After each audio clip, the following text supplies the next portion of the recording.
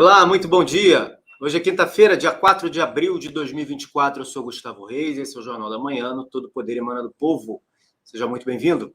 Você que nos assiste aqui pelo YouTube, eu peço desde já para que você compartilhe o link da nossa transmissão, coloque nos seus grupos, nas suas redes sociais, enfim, nos ajude a fazer essa transmissão no dia de hoje. Você que está assistindo no Twitter, sim, lá no X, por favor, dê um RT, interaja conosco, saiba que lá você também tem um campo de comentário. É só você clicar na transmissão e abrir o campo de comentário ao seu lado, para quem estiver no computador, ou embaixo para quem estiver no celular, e mande seus comentários. Eu peço mais uma vez para que você nos ajude a fazer essa transmissão no dia de hoje, porque o dia de hoje tem muito assunto para falar, muita coisa importante para debater. A capa do nosso banner poderia ser feita com vários assuntos, mas a gente não pode ignorar jamais o que foi denunciado ontem sobre o Twitter, e vamos falar disso. Eu tenho aqui comigo o Alex Canuto. Bom dia, Canuto, seja muito bem-vindo. Bom dia, Gustavo. Bom dia a você que sempre acompanha o canal Todo Poder Emana do Povo. André daqui a pouquinho está aqui conosco, estabelecendo a conexão dele. Deixa eu arrumar essa gravata aqui, peraí. Pronto. Não. Para cá. Foi. Agora sim. Daqui a pouquinho a gente coloca o André na tela aí para a gente falar de uma série de assuntos importantes, já que a gente vive um momento efetivamente triste da nossa nação, né?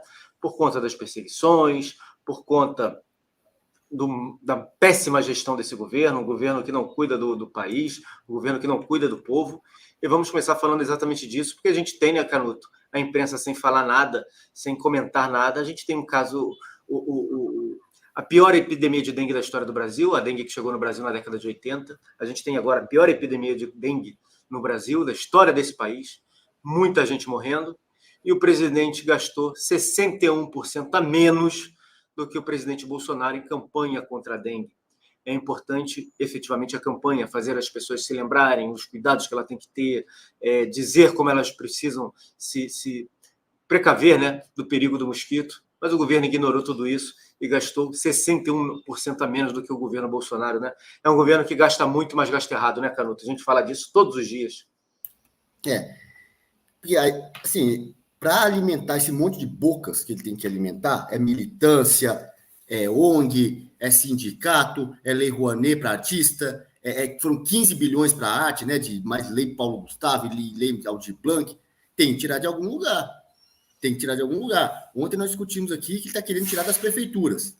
E agora vai tirar de onde? Tirar da dengue, da saúde, ao invés de comprar insumos, investir no combate à dengue, tirou o dinheiro para gastar com outra coisa. A gente sabe com que vai gastar. Com assim, esse alimento de militância e essa vida nababesca que o Lula leva viajando para o exterior, ficando em um hotel 5 estrelas, gasto com viagens sobe, viagem de servidor público, e gasto com toda essa futilidade sobe. Esse é o governo que se diz que preocupa com os pobres, mas não. Ele quer se enriquecer. São pessoas que já se enriqueceram quando passaram antes pelo governo e agora estão lá para enriquecer mais, não para cuidar de pobre, cuidar de saúde pública, nada disso. É isso. E com o que o governo gasta, né? Onde estão os gastos do governo? Estava olhando no celular aqui que eu estou compartilhando. Onde estão os gastos do governo? Com o que esse governo faz? Gasta dinheiro? A gente sabe, né? Com viagens, com isso tudo. Mas nas campanhas, saiba quais foram as maiores campanhas do governo no ano passado.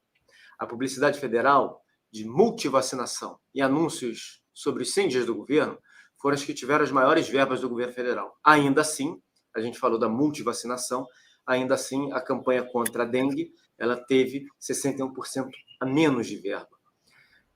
Multivacinação, 54 milhões praticamente. 100 dias de governo, 44 milhões praticamente. Gripe aviária, 32,9 milhões. Final do ano, 33 milhões. A dengue aparece lá embaixo, Canuto. Ela é 1, 2, 3, 4, 5, 6, 7, 8, 9, 10, 11, 12. É a 13ª colocada. Não é à toa, né, que está no número 13.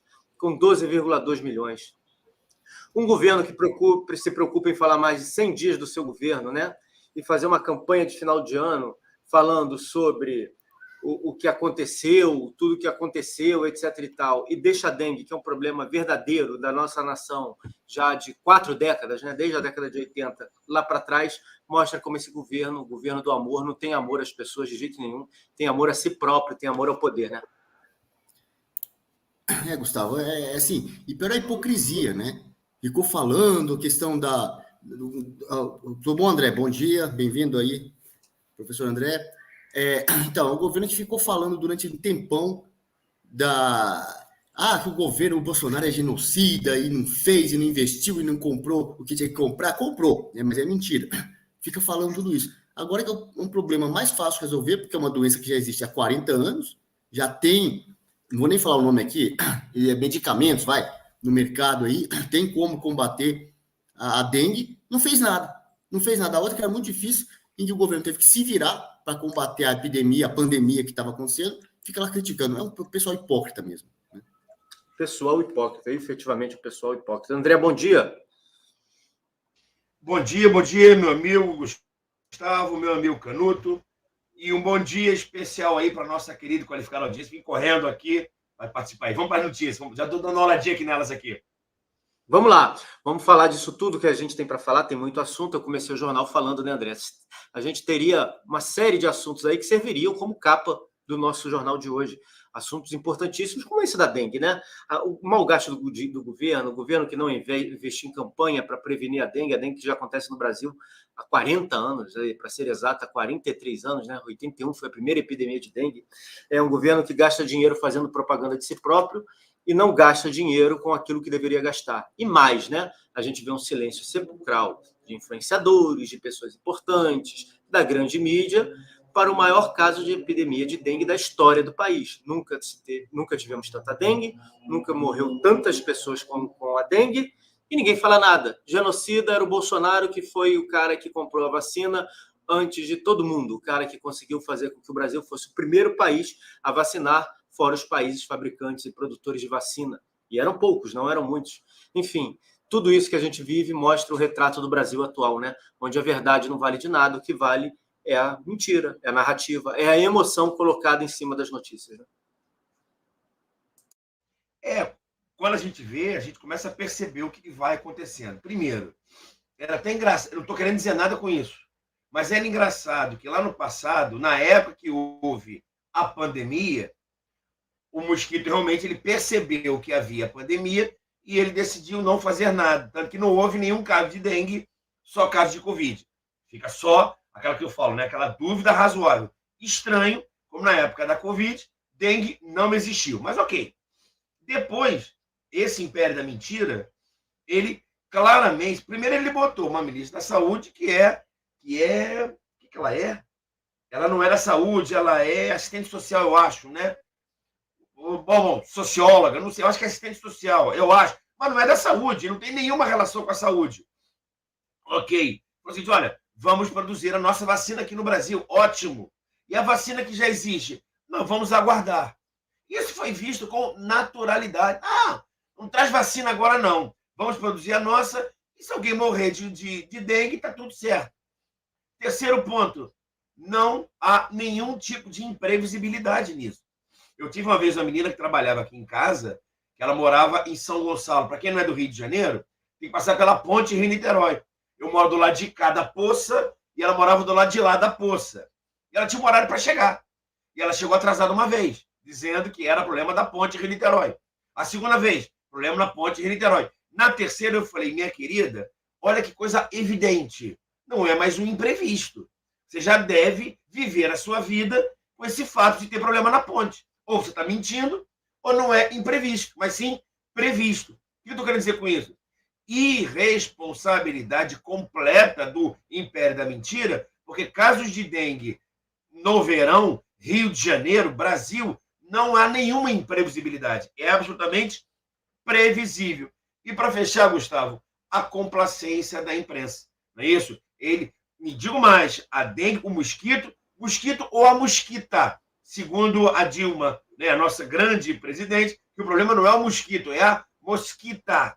Esse é o problema da mosquita, da mulher sapiens que falou aquilo. Até porque a bola é a essência de uma criança que tem um cachorro atrás da bola e da mulher. A imprensa passando o pano novamente.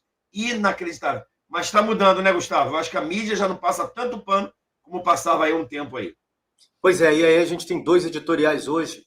2 editoriais, todos os dias a gente traz os editoriais para mostrar para vocês como a imprensa tem se comportado. O primeiro deles é o seguinte: Lula tenta burlar a Constituição para bajular o companheiro Putin, afirmou o Estadão. O presidente russo é alvo de mandado de prisão do Tribunal Penal Internacional, mas petista quer livrá-lo disso com essa coisa dele vir para o Brasil. Tem o segundo aqui, que é outra, né, que a imprensa tem falado muito, que é sobre a questão do Lula ter mentido sobre o número de mortes de crianças na faixa de Gaza. E aí, sobre isso, eu sou obrigado a trazer aqui na tela, até antes de falar do outro, Canuto, para você se lembrar desse episódio, porque parece que falar de criança, o Lula, ele realmente perde todas as estribeiras, ele perde todo o senso de realidade. Vamos lembrar isso aqui? Como eu fui oposição há muito tempo, eu cansei de viajar o mundo falando mal do Brasil, gente.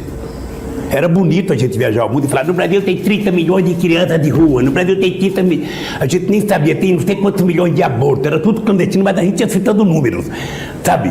Se o cara perguntasse a fonte, a gente não tinha, mas a gente ia citando número. Eu não esqueço nunca, eu estava debatendo, o Roberto Marinho e o Jaime Lerner em Paris. Aí eu estava lá falando, eu tinha os números, não sei de que entidade que era, também não vou dizer aqui, porque eu já tenho 68 anos, não vou. Mas eu estava dizendo, porque no Brasil tem 25 milhões de crianças de rua. Eu era aplaudido calorosamente pelos franceses. Quando eu terminei de falar, o Jaime Lerner falou assim para mim: ô Lula, não pode ter 25 milhões de crianças de rua, Lula. Porque senão a gente não conseguiria andar nas ruas, Lula. É muita gente. Ô Canuto, 25 milhões de crianças de rua no Brasil é pinto perto de 12 milhões de crianças na faixa de Gaza. Porque a extensão territorial do Brasil ou das grandes cidades brasileiras, elas devem ser 200, 300, 1000 vezes maior do que o tamanho da faixa de Gaza. Como é que você coloca 12 milhões e meio de crianças dentro da faixa de Gaza, hein? Bom, vamos lá. Ele falou isso aí, né, numa época que a população do Brasil girava em torno aí de 100 a 120. Nessa época, né, que ele estava debatendo aí nos anos 80, 90, a população do Brasil era coisa de 120 milhões. Tá em 125, 150? Se fosse 150, vai, nessa época, significa que de cada 6 brasileiros, uma era criança de rua. De cada 6 pessoas, né, uma era criança de rua. Agora ele soltou essa da faixa de Gaza. Ele falou que tinha 12 milhões, mas é que a gente acha que a população da faixa de Gaza é 2 milhões. Né? Ele solta, quer dizer, o número 6 vezes maior do que a população da faixa de Gaza. Tem não sei quantas crianças, como é que ele falou que tem as crianças abandonadas. Ele tá tirando sarro da cara de todo mundo, porque ele mentiu. Ele foi desmascarado, esse vídeo aí já correu muito na internet, todo mundo já viu pelo menos 10 vezes esse vídeo. Ele vai contar uma mentira maior ainda. É Goebbels, né? Goebbels falava: se você for mentir, conte uma grande mentira. E se você repetir várias vezes, talvez as pessoas acreditem. O Lula segue o ensinamento do Goebbels, né? É a tática dele de mentir mesmo, e político tem que mentir e tal. E sai soltando número. E são essas pessoas que depois querem falar em nome da ciência. Não, é pela ciência. É contra como é que é, o obscurantismo, não sei o quê. Os caras que mais mentem, que inventam, mais conectados à realidade, depois vêm falar pela ciência. A única ciência que esse pessoal entende, que esse pessoal faz, é a cleptologia, tá? E a mitomania, talvez, né? Mentira. E esses caras eles não têm condição de estudar nada, eles têm que ser estudados. Vai, Gustavo. O André? Eita, peraí.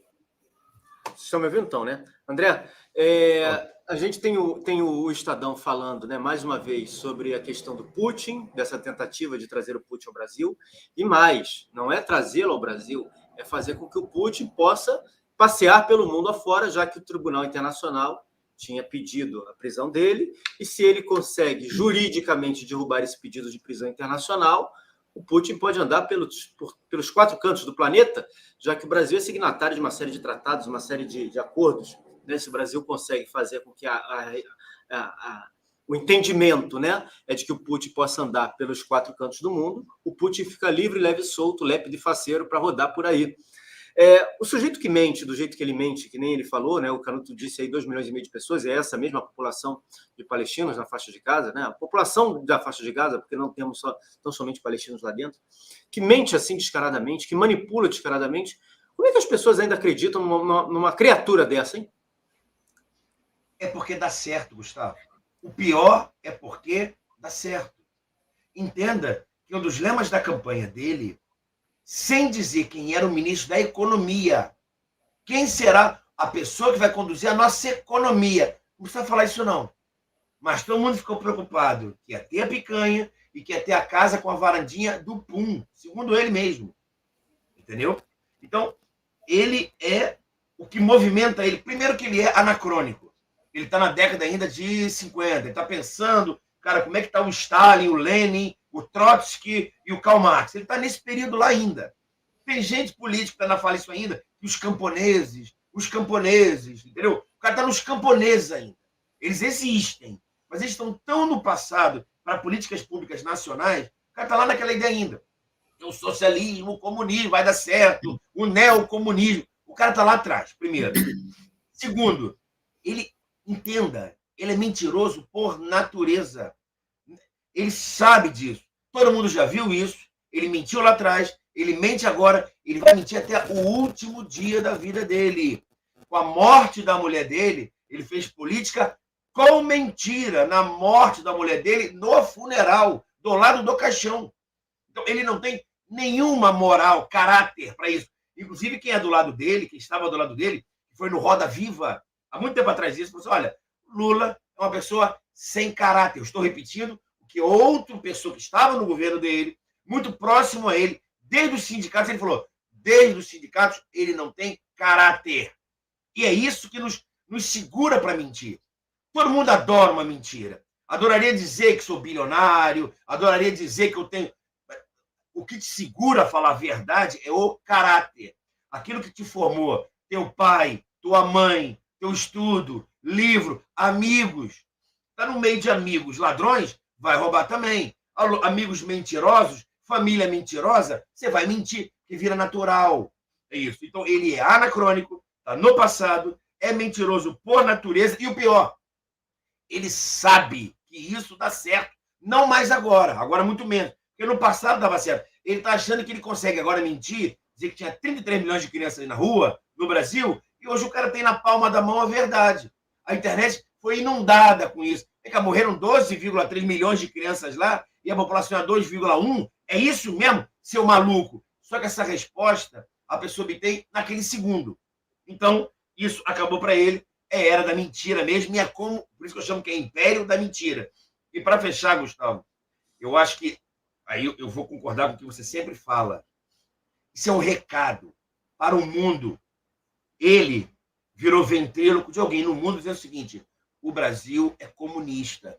Eu quero que o Brasil seja comunista. Eu vou fazer de tudo, eu vou utilizar todas as chicanas jurídicas dentro do Brasil, tratados internacionais, para trazer o Putin para cá. Porque é muito importante? Não. É que eu quero mandar um recado para o mundo que o Brasil é comunista. A ideia é essa. Não só o Brasil, mas como todo mundo que está ao redor. E ainda digo mais, Paraguai e Argentina, nós vamos mudar já já. Quem não for de El Salvador, vamos mudar já já. É um recado que é dado para o mundo que aqui essa América Latina vai ser toda comunista. Mas, evidentemente, não vai dar certo.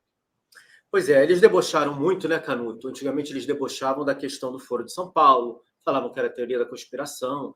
Eu me lembro muito bem, anos 2012, 2013, você conversava com gente da esquerda que ria, que falava que isso não existia, que isso era uma palhaçada, etc. e tal. E o mesmo eles fazem em relação à URSAL, União das Repúblicas Socialistas da América Latina. Só que a gente aprende, estudando isso, estudando principalmente aquilo que o professor Olavo passava para a gente, que é o modo de raciocinar, o modo de pensar dessas pessoas, e fazendo a gente aprender a raciocinar, né?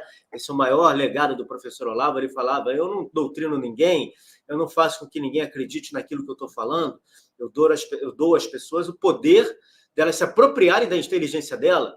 No mundo que a gente vive hoje, as pessoas perderam essa capacidade de tomar posse da inteligência que elas têm. E aí a gente começa efetivamente a raciocinar e a entender o que eles fazem. E uma das coisas que a esquerda faz é se adaptar, como um camaleão, à realidade local, né? Aquilo que foi proposto da revolução marxista, né? Do proletariado contra as classes dominantes, isso a própria União Soviética entendeu que não funcionava assim. Serve ainda para poder manter alguns que acreditam nisso, mas eles vão, de fato, se aproveitando do que o mundo apresenta para eles tirarem proveito daquilo e fazerem as suas lutas pelo poder. o combate pelo poder. E essa é a grande realidade que a gente tem hoje. Se eles não fazem uma ursal de fato, se eles não vão instituir uma ursal de fato, de direito, perdão, eles fazem uma ursal de fato. O que a gente tem hoje é uma união das repúblicas socialistas da América Latina através do Foro de São Paulo. Era o kirchnerismo, o Fernandes na Argentina, o Brasil, Colômbia, Venezuela, o Equador com Bolívia, enfim, vários países que estavam envolvidos nisso aí, Colômbia, né, Chile. E o que a gente tem agora são 2 países fora disso, que é o Paraguai e a Argentina, mas eles tentando instituir isso de fato. E o governo brasileiro está fazendo fez mais uma reunião com a Venezuela para falar da questão eleitoral. Estão muito preocupados com a questão eleitoral, com Maduro. Eu disse para vocês aqui que era tudo jogo de cena. E, efetivamente, era um jogo de cena. Quando o Lula reclama, aí o Maduro vem, emite uma nota contra o governo brasileiro. Tudo papo, historinha do boitatá, conversa para boi dormir. O que a gente tem de fato? Ontem nós tivemos o Nicolás Maduro promulgando uma lei que anexa 2/3 da Guiana praticamente ao seu território, né? Esse equibo, né? Eles vão lá e botam lá para dentro esse pedaço da Guiana. Como é que você está vendo tudo isso que a gente está vivendo, né? Tentar trazer o Putin aqui para dentro, dar legalidade ao Putin, promover uma guerra na América Latina, porque isso nada mais é do que promover uma guerra na América Latina, né? A gente sabe dos tratados que a Guiana tem com os países ocidentais. Uma semana depois de vir aqui e atender uma série de desejos dos globalistas, o Lula se volta mais uma vez a fazer aquilo que ele sempre fez. Servir, o André falou de ventrílogo, eu gosto de falar de cachorrinho. Isso para não falar um palavrão, né? Um palavrão no diminutivo da China e da Rússia, né? Que péssimo para a América Latina essa ursal está de pé, né? Está de pé, é o sonho deles fazer a nova União Soviética na América Latina, transformar isso aqui num mundo comunista e aplicar o mesmo terror com a população que foi aplicado nos países comunistas. Você não vê ninguém querendo fugir para país comunista. É sempre o pessoal que mora lá saindo de lá. O pessoal lembra querendo pular o muro de Berlim em direção ao Ocidente. O contrário, ninguém queria pular. Em Cuba, o pessoal vai nadando 100 quilômetros do lado de Tubarão para fugir de Cuba e para os Estados Unidos. O contrário, você não vê.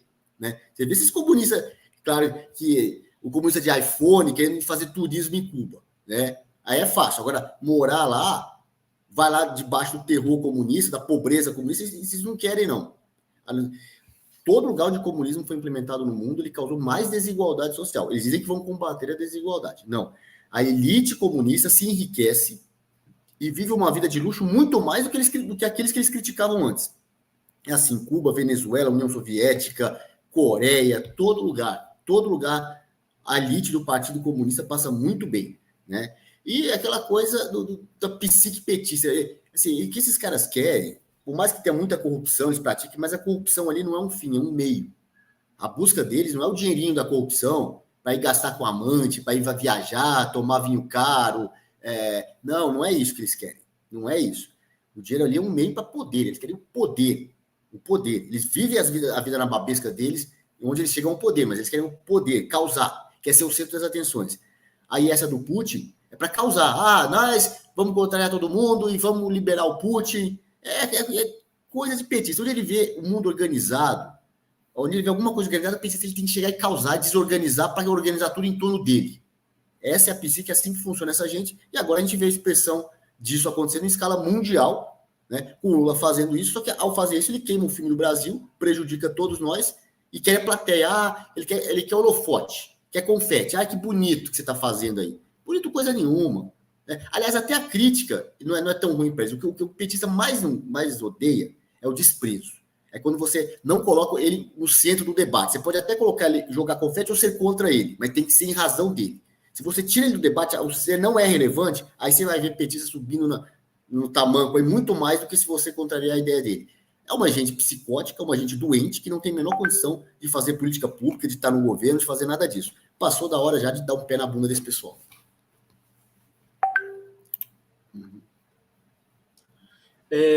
O Canuto, quando ele fala que eles gostam de causar, eu entendo o que o Canuto quer dizer, né? Que eles gostam de causar, que eles gostam de criar problema, que eles gostam de público, etc. e tal. Mas eu acho que a gente não pode perder a dimensão do que eles efetivamente estão fazendo, né? Eu fui um dos primeiros, e a gente foi um dos primeiros a falar que tudo que o Lula tinha falado em relação a Israel, por exemplo, era de propósito, tinha método, tinha objetivo. Ele não falou aquilo à toa. Era o melhor período do governo dele, ainda que foi um governo ruim, mas era o melhor período do governo dele. E aí ele chegou e deu aquelas declarações para poder reverberar no mundo contra o Benjamin Netanyahu, contra um acordo de direita que acontece no mundo. Não pensem vocês que em Israel não existe gente de esquerda, existe gente de esquerda sim. Então, ele deu aquelas declarações, virava e mexia durante aquele episódio grotesco que a gente viveu em relação a Israel. Nós vimos judeus até falando, criticando Israel e, de certa forma, defendendo Hamas. Acredite se quiser, isso acontece no mundo. E eles vivem disso. Eles vivem dessas pessoas que servem para fazer a luta, das pessoas que servem para engrossar o discurso deles. Eles vão pegando essas pessoas em qualquer canto, sempre interessa. Quando a gente tem o Nicolás Maduro fazendo o que está fazendo agora aqui na Venezuela, né, praticamente decretando uma guerra na Venezuela, assinando um tratado, ainda que ele não consiga ter posse desse território, porque para entrar no território ele precisa ou ir pelo mar ou ir pelo território brasileiro, ele vai cada vez mais aumentando o tom. E é isso que o Lula faz aqui no Brasil, é aumentar o tom, é mostrar o que eles estão querendo. As pessoas ainda não perceberam que uma série de declarações do Lula, contrárias a tudo aquilo que as pessoas votaram, tudo aquilo que as pessoas querem, é uma forma de mostrar que eles estão efetivando o processo de tomada de poder, né? Eles estão tomando o poder ainda que aparentemente estejam aí à frente de tudo, com tudo garantido, eles estão cada vez mais tomando o poder e estabilizando o regime comunista, né? O regime comunista. E a Venezuela talvez seja a ponta de lança nesse processo aqui na América Latina. Por que eu estou falando tudo isso? Eu vou ler aqui para vocês o que o Maduro não teve a mínima vergonha de fazer, né? Regime de Maduro cria lei que proíbe liberalismo e conservadorismo na Venezuela. A ditadura venezuelana criou uma lei que aumenta a censura e criminaliza qualquer ideologia acusada de fazer apologia ao fascismo, entre aspas, é assim que ele trata. Mas, na verdade, o objetivo da lei é proibir o conservadorismo, é proibir o liberalismo econômico, é existir tão somente o regime esquerdista, de fato. Aquilo que nós não conseguimos fazer aqui, que é proibir o comunismo, eles conseguem fazer de forma contrária a partir da Venezuela. Quem está aqui no Brasil e apoia o Maduro, concorda com ele. Cada vez vai ficando mais claro que o mundo vai ter esse choque entre liberalismo, liberdade, né, conservadorismo e um regime de esquerda ditatorial. Um choque que era para ter acontecido na década de 40 do século passado, no final da Segunda Guerra, ou como continuação da Segunda Guerra, que não aconteceu. Mas parece que agora, praticamente 100 anos depois, isso é algo eminente, né? Tá para acontecer. Tá muito claro isso daí, né? Gustavo, assim, eu teve um podcast do cara que ele é geopolítico, política geográfica, né? E ele falou uma coisa seguinte: o que é guerra? Ele deu uma explicação muito simples, né? Assim, a definição: guerra nada mais é do que a tratativa adequada quando a política é insuficiente. Então você tenta com política interna, depois diplomacia. Deu errado? É valesca popozuda, tiro, porrada de bomba. Guerra é quando a política e diplomacia não dão certo. Beleza, primeira coisa. Segundo, se a gente começar a conversar aqui sobre guerra na nossa lógica, na lógica do momento de paz, não vai fazer nenhum sentido, porque na guerra todos perdem. Então ele fala o seguinte: olha, a lógica da guerra é diferente. Como assim diferente? Muda tudo com relação a projeto de poder, com relação à economia. Mas olha só, André, na guerra, quem está perdendo a guerra perde prédios e pessoas. Quem está ganhando a guerra perde munição, perde tanque. Eu sei, cara, mas está todo mundo ganhando na lógica da guerra. Tem gente vendendo bala, tem gente vendendo tanque, tem gente vendendo avião, o fuzil, o míssil para acabar com o avião. Está todo mundo comprando novos aviões. E o imperador está ganhando com isso. Ele está destruindo a sociedade dele e quem sobrar, ele mantém o poder dele. Então existe uma lógica na guerra, só que não é essa a nossa lógica. Terceiro ponto interessante: se a economia está indo mal, ai meu Deus do céu, que medo para falar do caramba. Eu posso mandar armas. Se a lógica econômica está ruim, eu quero mexer na economia, eu posso mandar uma arma, posso mandar um tanque, um míssil, uma arma biológica, um vírus. Ai, meu Deus, já estou falando demais. Isso para mexer com a economia. Isso, os estudiosos de guerra falam isso. André, você está me dizendo que é possível mandar um vírus para alterar a economia, sim ou não? Sim, não estou falando de nada. Nenhum vírus específico. O uso de vírus é um instrumento para tanto. Você tem tanque, tem míssil, tem avião, tem ebola, germes patogênicos e vírus. Simples assim. Cada um pensa o que quiser. Mas eu estou falando isso. Estou te falando que essas são as variantes do ditador. Então, é muito conveniente. Como é que eu começo a avaliar? Esse imperador brasileiro, não estou falando venezuelano, não. O venezuelano já está fazendo isso. Senhor imperador venezuelano, a economia já foi para as cucuias. Olha, senhor imperador, todo venezuelano perdeu 11 quilos em média. E o senhor está gordo que dói. Como é que é a tua imagem? Bigodão, gordão e toda a população perdendo 11 quilos. Como é que a gente resolve isso? Olha, cara, vamos invadir esse Essequibo, então. Quer dizer, se bem que você já tem um tempo já. Por que eu estou falando isso? Por que esse Essequibo é importante? Ah, mas a Venezuela tem petróleo. Eu sei, mas lá em Essequibo é um petróleo já quase que refinado. O cara está conversando sobre isso. Olha, o petróleo de Essequibo, além de ser muito mais próximo, né, não é muito profundo, ele já é refinado. Não precisa refinar. O problema da Venezuela é que ela tem muito petróleo, mas o petróleo com baixíssimo grau de refino. Então, a audiência precisa entender.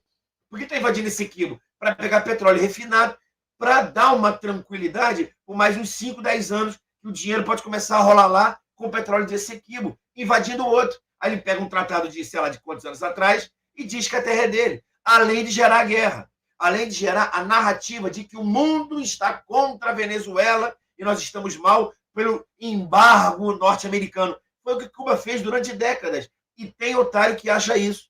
Cuba só está numa M completa porque os Estados Unidos, imperialista, fez o embargo contra Cuba. É uma narrativa que cai quem quer. A pessoa quer acreditar nisso. Quer acreditar nisso? Maravilha.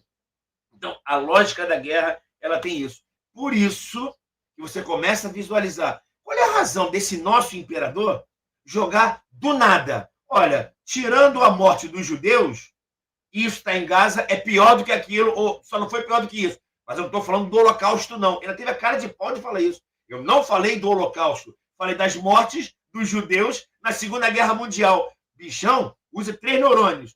Morte de judeu na Segunda Guerra foi o Holocausto. Não, mas eu não falei Holocausto. É mentira. Trabalha com mentira. Trabalha com publicidade mentirosa. É só meter Lei Rouanet, é só dar dinheiro para essa mídia maldita, é só colocar em sites e blogs, é só colocar um cara no IBGE para mudar os números, é só querer dominar o Banco Central, Vale do Rio Doce e Petrobras, que eu mando no Brasil inteiro, cria uma narrativa externa e a M está feita. Canuto, é um momento de guerra. A gente não entende assim, né? Porque essa frase que o André disse aí, talvez quem tenha cunhado esse pensamento pela primeira vez foi o Clausewitz, né? Clausewitz lá na Prússia, lá no Império... ele nasceu no Império Sacro Romano Germânico e morreu na Prússia, enfim. Lá em 1800 e pouquinho, ele criou essa frase, né? A guerra é a política por outros meios. Quando a política não resolve, de vários meios, você resolve a partir da guerra, efetivamente da guerra.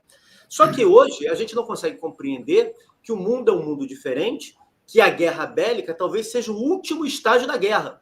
Se antigamente você tinha a política, a diplomacia e caía logo na guerra, hoje você não tem isso. Hoje você tem a política, a diplomacia e a guerra feita imitando política, imitando diplomacia, usando de uma série de outros meios, para então só lá no futuro efetivamente cair na pólvora, né? Mas o que nós vivemos é guerra. E por que eu estou falando isso? Eu vou passar aqui, vou fazer uma correria aqui sobre uma série de assuntos que a gente precisa tratar e mostrar que é uma guerra. Por exemplo, hoje está sendo julgado o Jorge Seife. O Jorginho Seife está sendo julgado, o Jorge Seife, senador, por abuso de poder econômico. Isso impacta diretamente no cenário político brasileiro. Alguém que foi eleito em Santa Catarina, que a gente sabe que não houve abuso de poder econômico algum, que é uma pessoa muito próxima ao presidente Bolsonaro, mas eles estão julgando. A gente vê uma série de mudanças na nossa Constituição. A gente tem o escândalo do Twitter, a gente tem a questão do Sérgio Moro, a gente tem o Lula se valendo do governo agora para fazer a obra do PAC, para fazer guerra de desinformação. A gente vive uma guerra, efetivamente a gente vive uma guerra. O que a gente pode esperar disso tudo, Canuto? Bom, tem essa frase famosa do Clausewitz que a guerra é a continuação da política. Mas tem o oposto também, depende do ponto de vista. O oposto eu não lembro o autor da frase, é que a diplomacia é a continuação da guerra por outros meios, né? Depois que a guerra termina no campo bélico, a diplomacia também é uma forma de guerra, só que não declarada. O que foi a Guerra Fria, né? Uma guerra que ficou no campo diplomático, o conflito nunca estourou para valer, pelo menos não entre as duas potências abertamente, era sempre através da chamada guerra por procuração, né? Como está mais ou menos o que está acontecendo na Ucrânia hoje. Na Ucrânia hoje a gente vê uma guerra do Ocidente contra a Rússia, só que não é o Ocidente lá no campo, é dando armamentos, dando dinheiro, fornecendo apoio para a Ucrânia enfrentar a Rússia. Não é uma coisa aberta do Ocidente contra a Rússia. Isso é a forma essa é a forma evoluída da guerra. Aí tem outros conceitos, todo soft power, né? O país não tem o armamento bélico, mas tem liderança. Aí sempre a velha imprensa falava, na época do Lula, que o Brasil tinha soft power. Nunca teve. Não tem porcaria nenhuma, não. Invencionice. Parece que esse tem soft power não é motivo de chacota internacional como é hoje.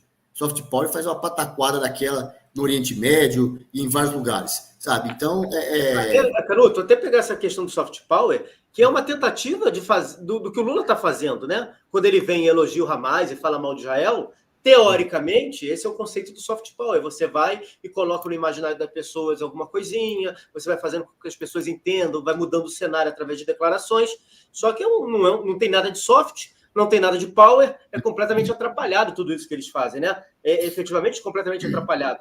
E para a gente perceber isso, eu vou até trazer mais algumas coisas, já que o cara desligou o martelete aqui, ó. A Embaixada da Hungria agora demitiu todos os funcionários, né? O ministro Alexandre de Moraes começou a derrubar uma série de perfis. Foi criado um órgão, e a gente não sabe, aliás, a gente sabe, né? Foi criado um órgão pelo TSE para fazer o que está fazendo. Se isso não é guerra, o que seria guerra? É tão somente o tiro? É tão somente o canhão disparando? Não, a gente não vive hoje, no Brasil, a guerra civil. Já vivemos uma guerra civil, só que não é guerra civil armada. Sabe? O pessoal, às vezes, da direita, do governo Bolsonaro tinha muito isso, treinado para a guerra na selva. Vou para a guerra. A guerra não é na selva. A guerra é jurídica, a guerra é abstrata. E o pessoal não estava preparado para uma guerra jurídica.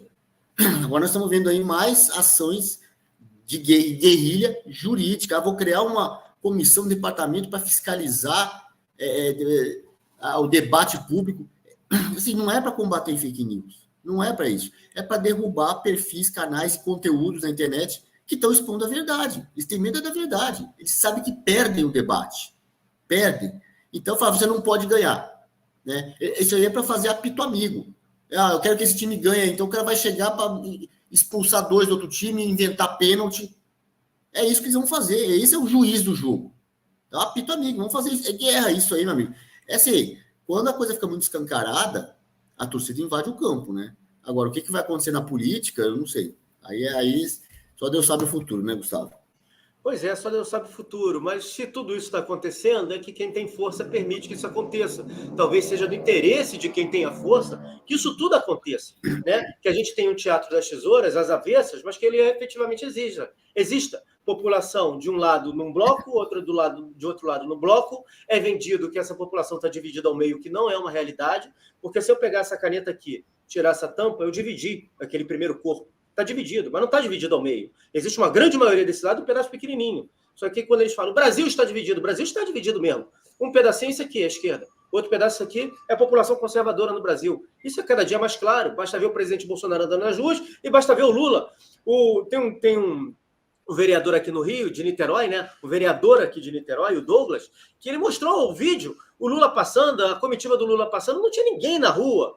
O Lula só fala em ambiente fechado, é uma bactéria. Só ambiente controlado, é o único lugar que ele pode se falar, né, André? Ele não fala para o povo, mas talvez seja o interesse de quem efetivamente tem poder no nosso país, de quem efetivamente tem força no nosso país. E aí a gente vai vendo os abusos e mais abusos e mais abusos, como esse daqui que eu vou botar na tela para vocês. Eu estava preparando para mostrar. Se isso não é guerra, se essa não é a realidade de uma luta desigual, se as pessoas não estão fingindo demência para entender que o que acontece no Brasil é algo completamente ao arrepio da lei, completamente fora de uma normalidade, e as pessoas fingem demência falando de que isso não, efetivamente, a democracia está sendo falsa, é uma tentativa de implementação de uma dissonância cognitiva na sociedade. Está aqui, ó.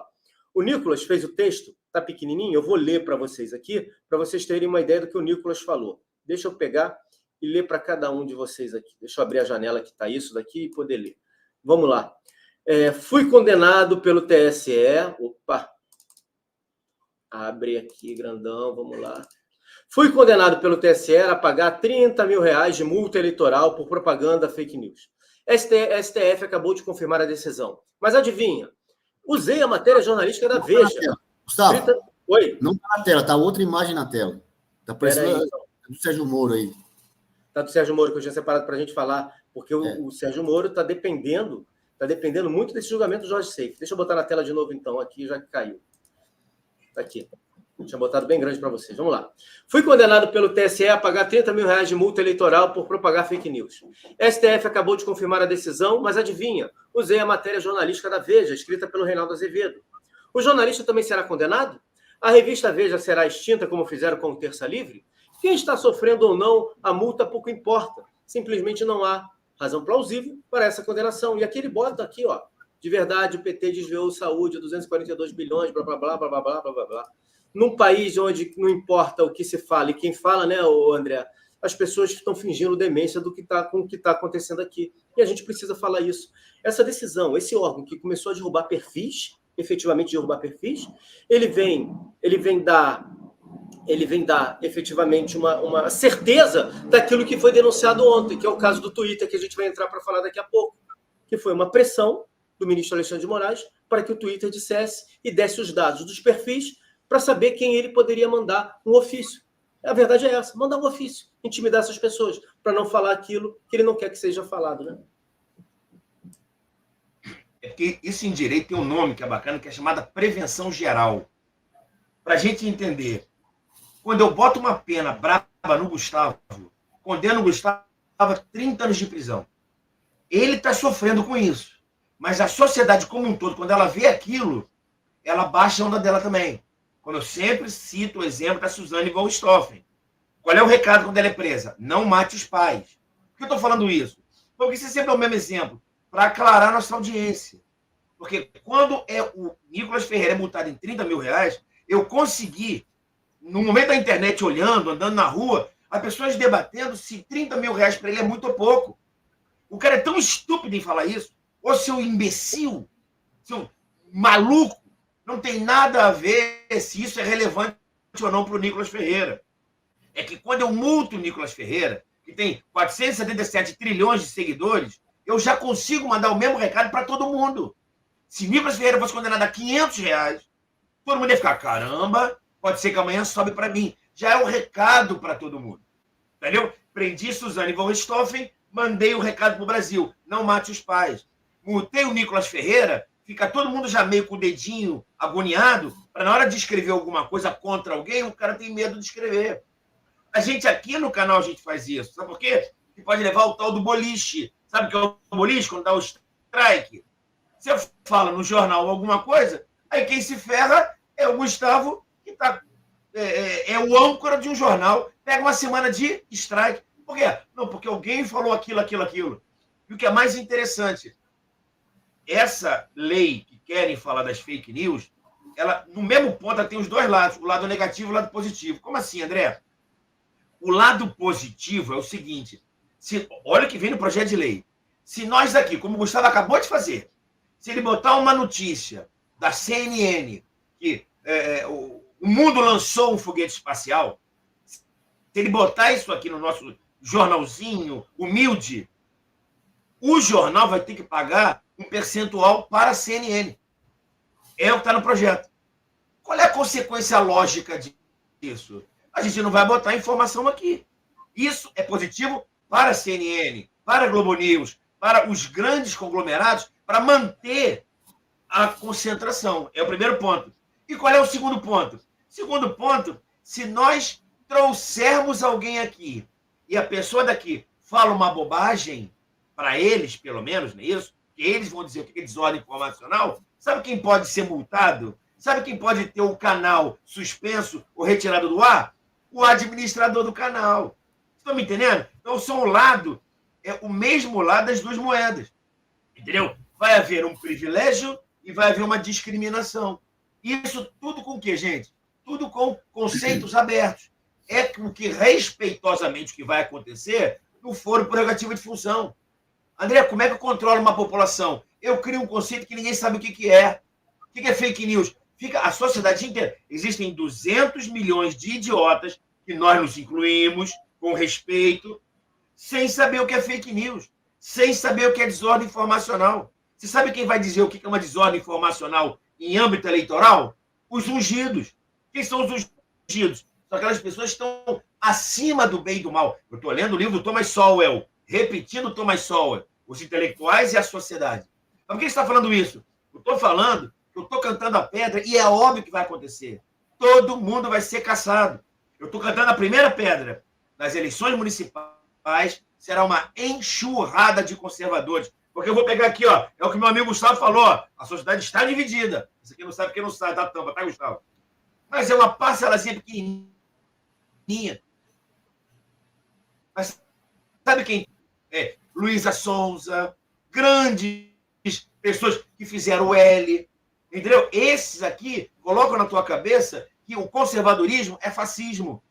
Aí fica um montão de babaca olhando essa galerinha aqui, que tem 1 trilhão de seguidores, Filipes Netos da vida, dizendo para nós que a vida é o progressismo, que a droga pode ser bom para a sociedade, que nenhum pai de família pode ter uma arma dentro de casa com segurança, que hoje família é uma sociedade de convivência, que pode ser um homem com outros 2 homens, um trisal é bacana, entendeu? Um homem com 3 mulheres, 3 mulheres com... É uma coisa que ninguém engole isso. E nesse negócio seguinte, inclusive Jesus Cristo foi bom ter morrido, porque bandido bom é bandido morto. Olha que loucuras que eu estou te falando. Uma pessoa pode andar com 60 gramas de maconha e está tudo bem, dentro de casa. Então, eles querem destruir a sociedade. Quando houver as eleições municipais, já é essa a previsão. Por isso que o Zé Disseu falou aquilo. Olha, temos que mudar a narrativa. Isso não está batendo, não. Quando o cara for votar para vereador e para prefeito, será uma enxurrada nas capitais e na vereança de conservadores, que vai ser base para governador e presidente. Esse é o medo deles, é esse projeto de poder. Cala todo mundo para ver se a gente consegue equilibrar isso aí. Perdão, Canuto, deixa eu, até antes de passar para você, deixa eu pedir para quem está nos assistindo aqui no YouTube para compartilhar o link e responder a nossa enquete, tá? Eu quero saber se para você, está aqui na nossa enquete, deixa eu jogar na tela, eu quero saber se para você o que a gente está vivendo agora, o escândalo do Twitter, né, esse escândalo que foi remetido, se isso é uma surpresa para você. E eu falo isso daqui porque a gente imagina sempre, não, acontece isso, não, eles fazem. Mas quando você tem uma materialidade de um fato que a gente supõe, muitas vezes isso nos surpreende, porque a gente imagina que possa acontecer. Mas quando você tem a confirmação daquilo, significa para algumas pessoas que o negócio está pior do que a gente imagina. Então eu quero que você responda se essas denúncias elas são uma surpresa para você ou não. E aí eu vou trazer aqui esse assunto, né, Canuto? Porque isso mostra como não há limite para o outro lado. Não há limite para quem está no poder. Não há limite para aqueles que não aceitaram o povo no poder. E não importa se é o Bolsonaro, o povo no poder. O povo. O Bolsonaro representou o povo. Ele falava a língua do povo, ele fazia o que o povo queria, ele efetivamente era o povo no poder. E eu acho que esse é o grande recado para todos. Não é o Bolsonaro, é o povo. Porque se não fosse o povo, eles não cerceavam o povo. Eles cerceavam o Bolsonaro e acabou. Mas é o povo. É o povo que eles estão tirando canais, é o povo que eles estão perseguindo, é o povo que eles estão botando na cadeia, é efetivamente o povo. E aqui está a denúncia do jornalista, né? O jornalista americano Michael Schellenberg revela interferência do Supremo Tribunal Federal no Twitter. Schellenberg disse que o regime Lula e Alexandre de Moraes estão perseguindo e ameaçando funcionários da plataforma de Elon Musk. O TSE e o ministro Alexandre de Moraes pediram que o Twitter revele as identidades e informações privadas sobre pessoas que somente usaram certas hashtags. O jornalista norte-americano, em entrevista para o programa Oeste Sem Filtro, disse que nos Estados Unidos, Canadá e em alguns países da Europa, a polícia está atuando contra a liberdade de expressão. Vejam que não é um problema só do Brasil, tá? Mas de forma mais sutil. Enquanto no Brasil foi considerado o pior de todos os casos. Um dos casos mais ruins que temos visto, no Ocidente. Foi como o jornalista classificou esse episódio. Na sua denúncia, o Michael assumiu que a plataforma do Elon Musk chegou a fornecer informações pessoais de seus usuários, mesmo violando a política de privacidade da empresa por medo de multas.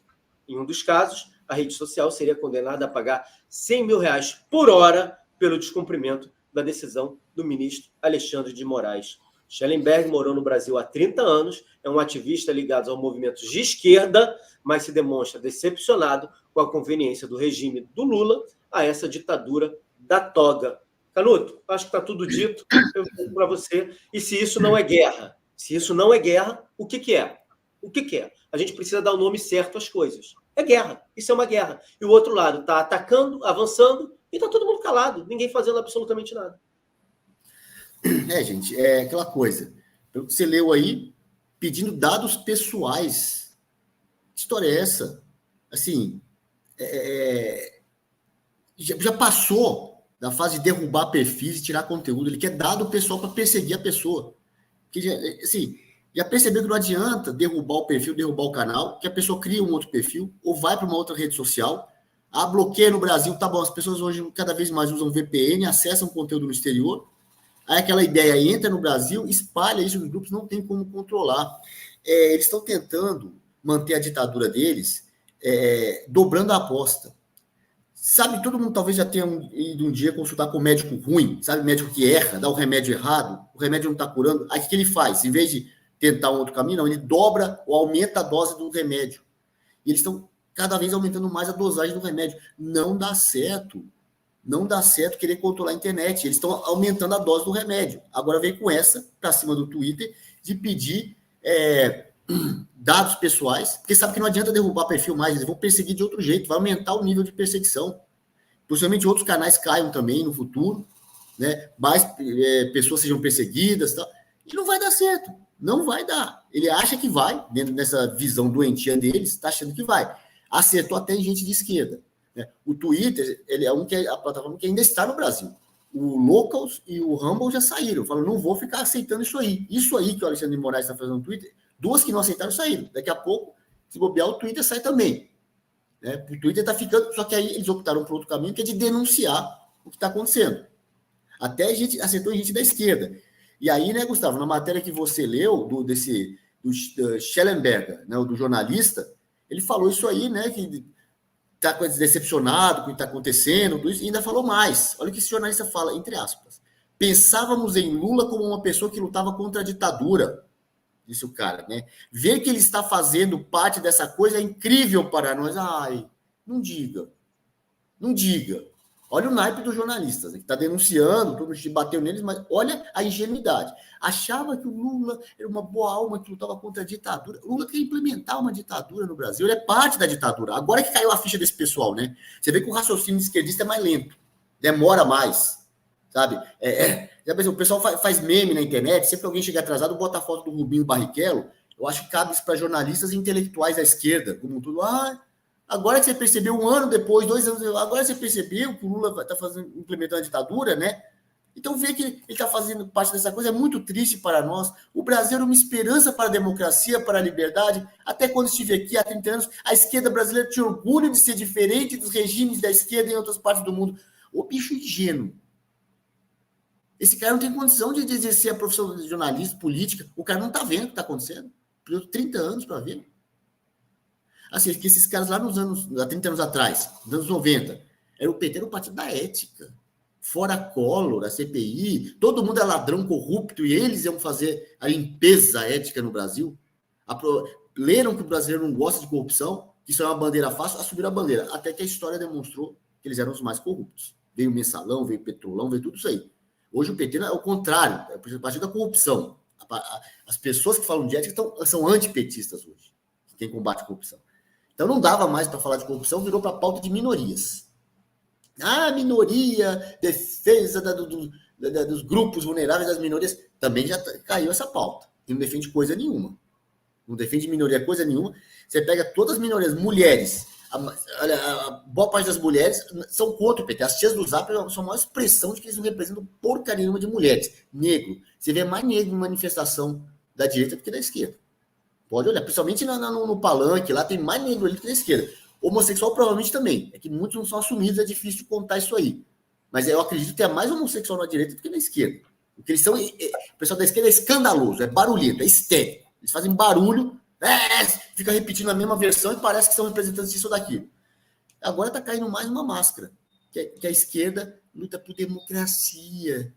Mas ainda tem gente que acredita. Acho que essa máscara da democracia caiu até antes da máscara de defesa de minorias.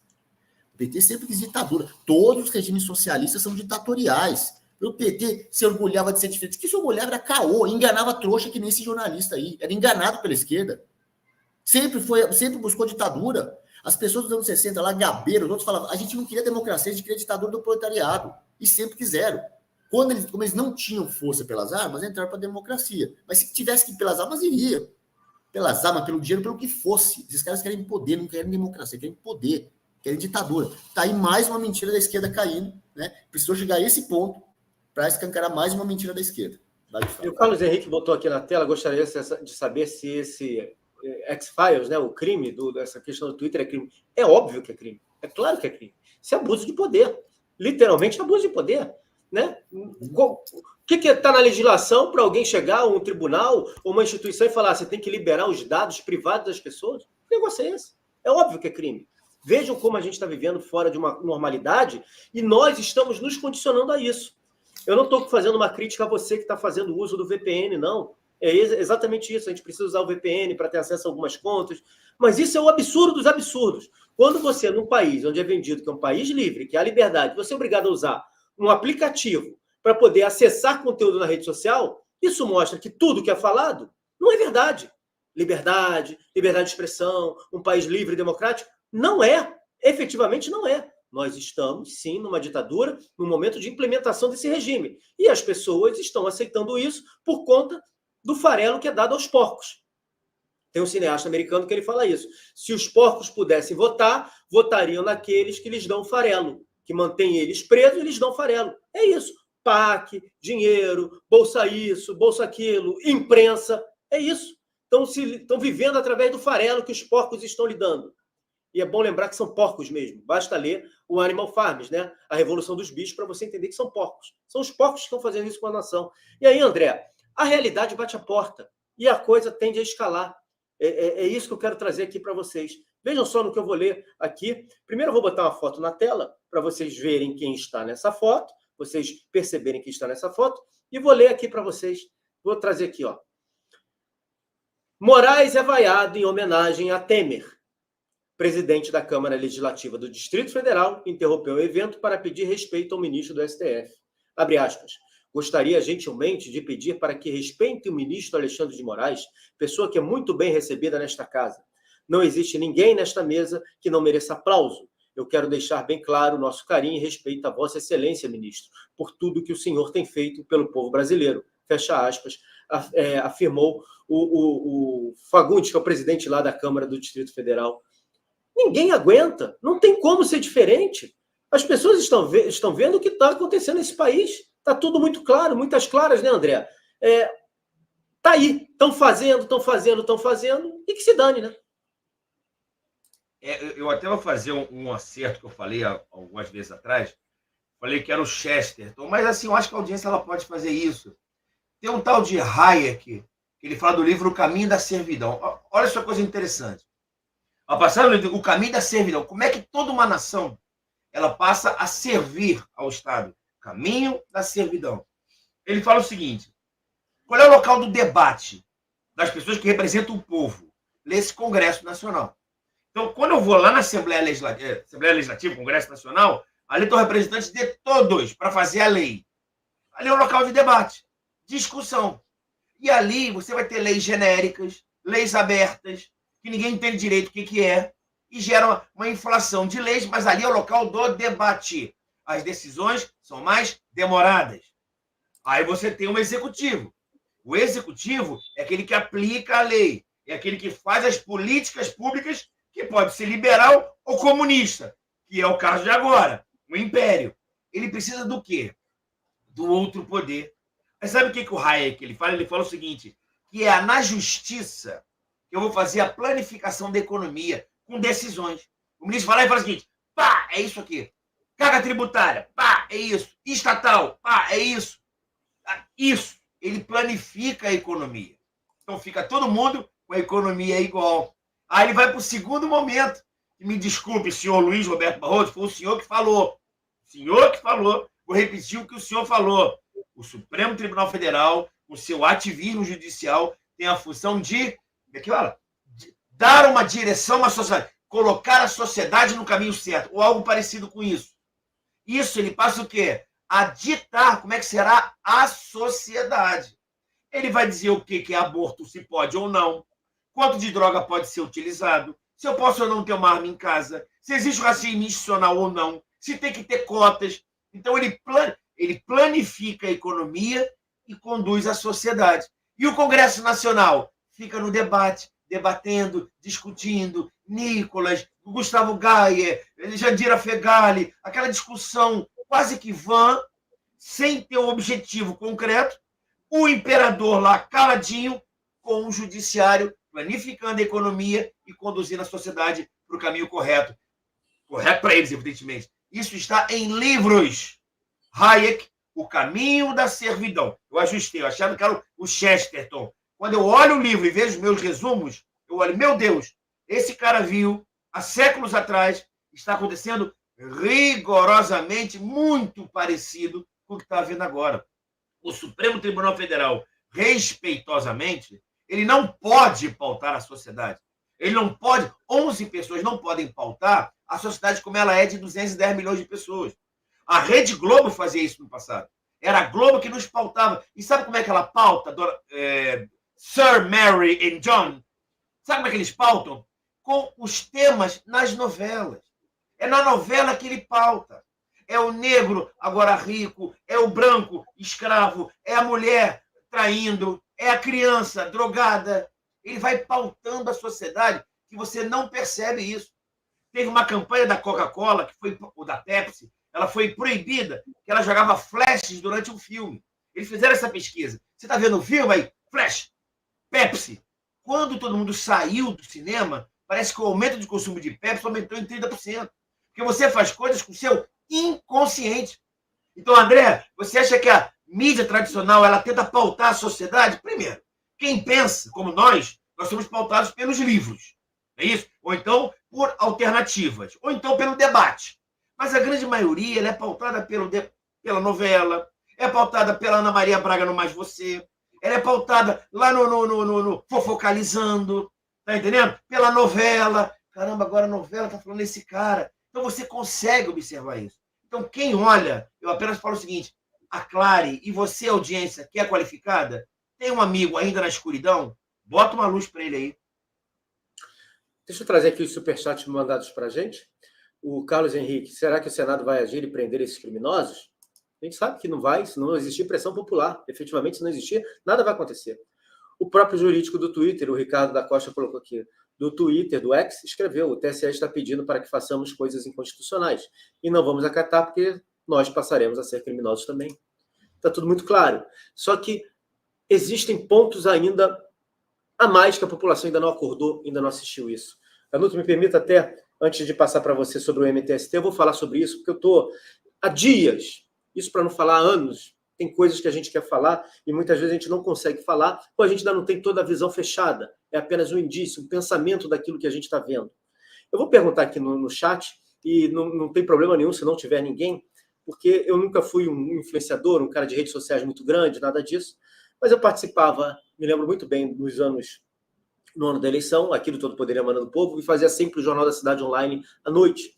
E eu me lembro de um episódio onde foi o Bolsonaro, acho que em Natal, durante o período da pré-campanha, e teve alguma ruja com a questão militar ou com o Mourão. E eu me lembro que naquele dia eu fiz um desabafo, eu falei bastante sobre um assunto. Então, quem acompanhava lá o Jornal da Cidade Online, se tiver alguém aí, que se lembre desse episódio, coloque no chat.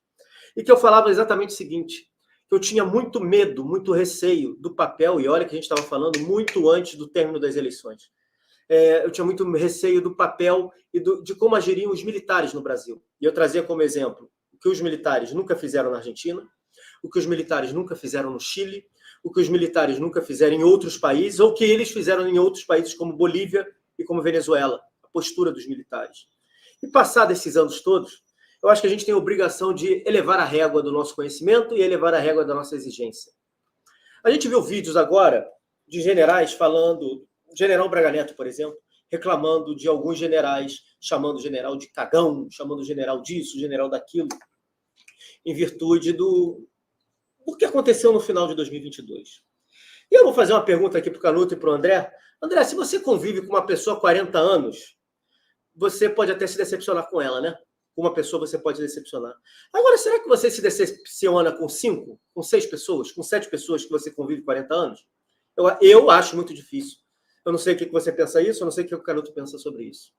Mas eu vejo que os militares que estavam à volta do presidente Bolsonaro, até os mais próximos, esses militares que estavam à volta do presidente Bolsonaro, que a gente bate palma para muitos deles, eu acho que esses militares têm que ser chamados na chincha pela direita para eles se explicarem sobre tudo o que aconteceu durante o governo do presidente Bolsonaro. Não é possível que esses militares que estiveram ao lado do presidente Bolsonaro não soubessem do caráter desses que hoje estão no comando das Forças Armadas. Não é possível, minha gente. Não tem como. Não tem como.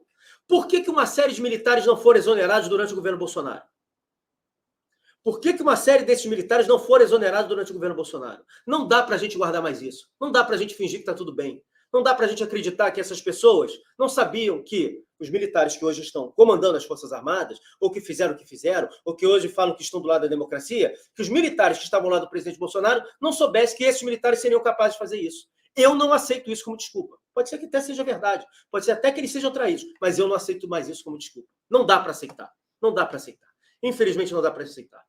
Não dá para aceitar que esses militares não soubessem que os militares que hoje estão, ou que os militares que roeram a corda, ou que os militares que não fizeram, ou que os militares que blá, blá, blá, blá, blá, blá, blá, blá, não soubessem que esses militares fossem capazes de fazer isso. Eu não aceito isso. De verdade, eu não aceito isso. Canuto, tá aqui, ó. Vou botar na tela aí. Nota da Coordenação Nacional do MTST. Após a reunião da Coordenação Nacional, realizada hoje, dia 3 de abril, o MTST vem a público se manifestar a respeito da postagem realizada no Twitter no último fim de semana. A coordenação considera que a postagem foi inapropriada e, por isso, foi deletada de suas redes. Reafirmamos o respeito às religiões cristãs e o compromisso com a liberdade de manifestação religiosa. Repudiamos as lideranças bolsonaristas que tentaram fazer uso político da situação.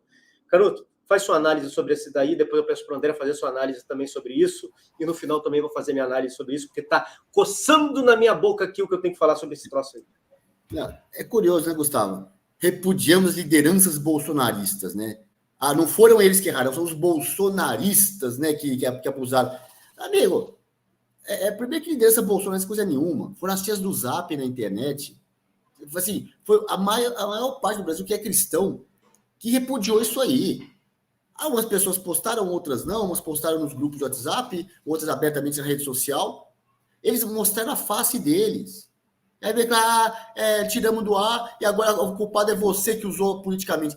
Esses caras faziam uso político de tudo. Aí reclamando que supostamente teriam feito uso político do negócio. E olha, eu tenho certeza que eles só tiraram, não é pelo conteúdo, não, é porque pegou muito mal. Que a reação do público foi ruim. Se tivesse sido boa, eles manteriam e fariam outros nessa linha. E pode esperar que daqui a um tempo eles vão fazer outros posts também atacando o cristianismo. Eles falam, respeitamos isso aqui, cristianismo, mas continua aborteiro, defendendo aborto, defendendo ideologia de gênero para criança, fim da família. Tudo esses caras defendem. Vão continuar defendendo. Vão continuar. Só vão falar de um outro jeito para não gerar tanta reação negativa. Tentar convencer de outra forma, vir com as piadinhas deles de outro jeito. Mas vão continuar fazendo. Continuam anticristãos, continuam satânicos, aborteiros, tudo isso. Esses caras da esquerda do MTST, sabe? Isso mostra a força das tias do Zap, a pauta. Esses caras não têm controle da pauta política, eles falam uma coisa dessa, perdem, eles sabem que perdem a discussão. Agora pode ter certeza, ele está ali, repudiamos lideranças bolsonaristas. Você tem dúvida que daqui a pouco esse novo departamento do Alexandre de Moraes vai querer saber do Twitter quem foi que criticou isso aí para derrubar perfil? Eles vão agir na surdina, derrubar perfis, mas não colocar mais a piada lá na cara, porque eles sabem que perdem o debate público. Eles vão querer trabalhar para derrubar os perfis de quem criticou isso aí. Para que não possa ter crítica, eles possam talvez no futuro soltar uma outra piadinha equivalente a essa no futuro e ganhar o debate, porque no confronto aberto de ideias eles perderam a pauta mais uma vez. A esquerda não tem eles não têm hegemonia na internet nem nas ruas, foram brincar onde não tem hegemonia, deu isso aí, levaram um pau, e tem que levar muitos paus ainda em outras baboseiras que eles fazem, quando invadem casa das pessoas, invadem propriedade alheia, eles também são ridicularizados com isso, e eles continuam fazendo porque dependem disso para viver. Né? Mas isso aí também é outra coisa que eles deviam soltar uma nota pedindo desculpa por ter invadido tantas casas, tantos terrenos aí que há proprietários que não são deles, invadem. Isso aí também eles vão pedir desculpa, mas isso aí até agora estão esperando, eles não pediram. André, como é que você vê essa nota do MTST? Eu gosto de entender.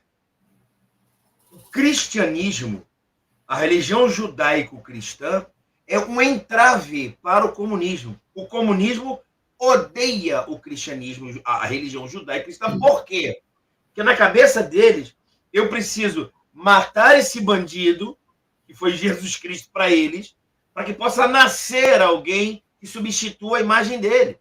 Isso é a origem do comunismo. Primeiro, entende. É muito fácil a gente ficar criticando movimento sem terra, movimento, isso. Mas eu vou aclarar a nossa audiência e a sociedade. Por que eles postaram aquilo ali? Porque Jesus Cristo e a religião judaico-cristã é problema para nós, ele falando, comunista. Então, bandido bom é bandido morto. Pegou pesado demais. Entendeu? Tira a postagem e aproveita na tiragem da postagem, culpa o conservadorismo. E como é que ele culpa o conservadorismo? Querendo dar um menosprezo, como o bolsonarismo. O bolsonarismo é a utilização do conservadorismo como se fosse uma coisa menor. É chamar o jornalista de blogueiro. Eu quero degradar o jornalista. Ah, você é um blogueiro. Ah, você é um bolsonarista. Você defende família e cristianismo. Você não está com nada. Aí ele chama de bolsonarista. Então, percebam isso. Primeiro ponto. Segundo ponto. O MST é instrumento do comunismo. André, por que é instrumento de comunismo? Não estou entendendo. O Zé Mané, porque ele faz duas coisas. Primeiro, quando ele invade a propriedade, ele bota na nossa mente o quê? A fragilização do direito de propriedade. Entendeu? Ele invade a tua terra, você pensa, caramba, a propriedade é relativa, tem que cumprir com a sua função social. Igualdade. Facilita na mente do indivíduo ao poder tomar o dinheiro, porque imposto para alguns já é roubo. Está roubando. E o pior, com ladrão você se defende. No imposto você nem consegue, porque é obrigatório. E nós chamamos de contribuinte ainda. Então entenda que o MST tem essa primeira função. Quando ele invade uma terra, ocupa porra nenhuma, está invadindo, é criminoso, tem que levar tiro na bunda. Mas ele fragiliza a propriedade. Por outro lado, ele também enfraquece o quê? O poder econômico que o Brasil tem. Agronegócio. Eu quero diminuir o agronegócio. Mas por que, André? Esse imperador é contra o ogronegócio. Porque o poder econômico do agronegócio pode virar poder político no futuro e vai tirar o poder do imperador. Eu quero que a audiência entenda. Porque ficar criticando que o Movimento Sem Terra não tem nenhuma legitimidade para isso, mas isso é uma coisa tão óbvia que só um imbecil defende isso. Não os vulneráveis. Entenda. Os camponeses que não têm terra. Eles precisam de terra. A lei fala como que eu vou dar terra para eles. O governo Bolsonaro, o do fascista, desgraçado, maldito, foi o que mais deu propriedade de terras para eles. Só que tem um detalhe. Miss Mary e Sir John, quando eu dou a propriedade de terra para eles, eu liberto essa pessoa. Eu não posso mantê-la liberta. Eu tenho que mantê-la escrava de mim. Se eu der uma terra para ela, sabe o que ela faz? Liberdade. Ela pega, bota a semente de mamão e planta mamão e vende mamão. Ela é livre para isso. E com o agronegócio bombando, pode ser que ela fique rica. Não posso ter isso. Eu preciso da cultura dela, do Paulo Freire. É o Paulo Freire que vai botar na cabeça do filho dela que ela é uma oprimida. Ela vai ficar no momento sem terra para depender de mim. Eu me mantenho no poder. Ao mesmo tempo, o agronegócio é ogronegócio, usa o meio ambiente para isso. Os agricultores no Brasil degradam o meio ambiente. Macron, vem para cá, Macron. Bota um indiano mame aí. Bota lá o cara. Chama o Sting junto. Entenda. Desculpa, audiência, um pouquinho agora de malandragem minha. Eu consigo ver isso. Eu vejo isso. Eles são contra o cristianismo, são contra a religião judaico-cristã, são contra o direito de propriedade, são contra poderes econômicos que podem virar poderes políticos que eu preciso mandar nessas pessoas, mudando a cabeça delas. É simples assim, mas tem que ler um pouquinho para compreender. Eu quero fazer um resumo para que a gente possa analisar aqui. E, na verdade, né, André, eles poderiam ser contra isso tudo. Eles são livres para fazer o que quiserem, porque eles não podem implementar isso na força. E é o que eles fazem hoje no mundo inteiro. Eles implementam na força. Eles não são a maioria, eles implementam na força. Essa nota aqui da Coordenação Nacional do MTST, ligada ao Boulos e ao Lula, né, a capa de um jornal nosso nessa semana está lá. Boulos, Lula e Haddad, os três com o bonezinho do MTST. Então, está todo mundo junto. Todo mundo de mão dada. A gente tem que agradecer, porque nesse período eles fizeram duas coisas muito boas para a gente. Primeiro foi a postagem e hoje foi essa nota. Vamos começar pelo final, né? Como aquilo que o Canuto falou. Repudiamos as lideranças bolsonaristas que tentaram fazer uso político da situação. Acuse-os daquilo que você faz. Quem fez uso político de toda a situação foram eles. Logo no início da imagem. E aí, quando você critica, eles dizem que foram atacados. É como um vagabundo que está no programa de 6 horas da tarde, 7 horas da tarde, policial. Ele diz que o policial que prendeu ele bateu nele, que ele é inocente, que ele não fez aquilo, ele foi atacado, que aquilo é uma injustiça. Igualzinho. É o mesmo modus operandi. Igual um vagabundo que participa desse programa de televisão. Mesma coisa, mesma coisa. Ele pode falar, por que você roubou? Eu não roubei nada não, é mentira, eu não fiz isso, estou me atacando, me acusando injustamente. Igual, é a mesma coisa. Só que um está de terno e gravata, está falando aqui de política, de proposta para o Brasil, o outro, tadinho. O outro tem a rua para andar, é ladrão mesmo, e aí fica no programa de televisão. Exatamente igual. É a mesma coisa.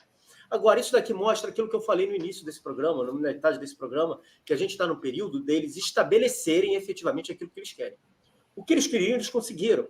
Chamar atenção para o assunto e fazer com que algumas pessoas acreditem naquilo que eles estão fazendo. Eles não precisam convencer a maioria. Eles precisam, aos pouquinhos, pegar cada um.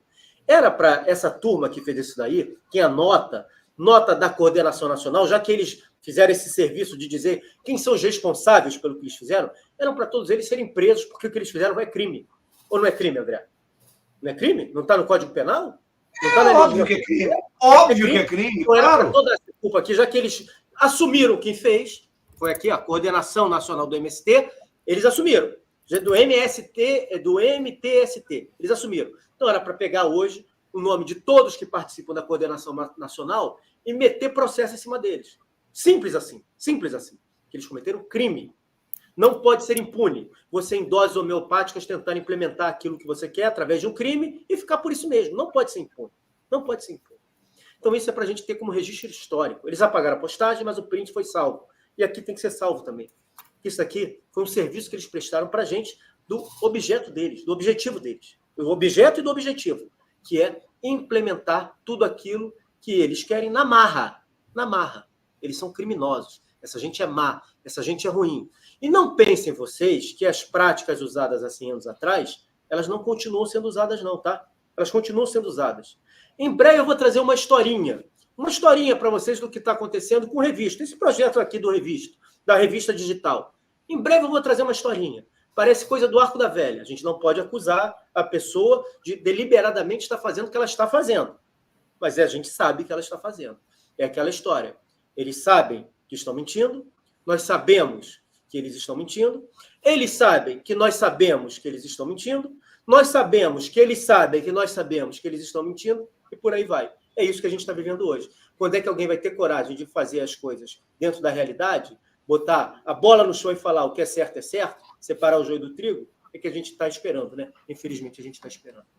Eu quero agradecer a todos vocês que fizeram o jornal conosco hoje, o Canuto, o André, e pedir para que você continue compartilhando o link da nossa transmissão. Você que está no Twitter, continue dando o compartilhamento também. Você que está no YouTube, comente aqui após a nossa transmissão o que você achou da transmissão, se você concorda, se você discorda, enfim, para a gente tentar vencer essa barreira. Se você acha que a rede social está entregando, o Twitter veio a público e falou, imagine que o YouTube não está fazendo, que é o Google, imagine que o Meta não está fazendo, que é Facebook, WhatsApp e Instagram. Imaginem só o que eles não estão fazendo conosco.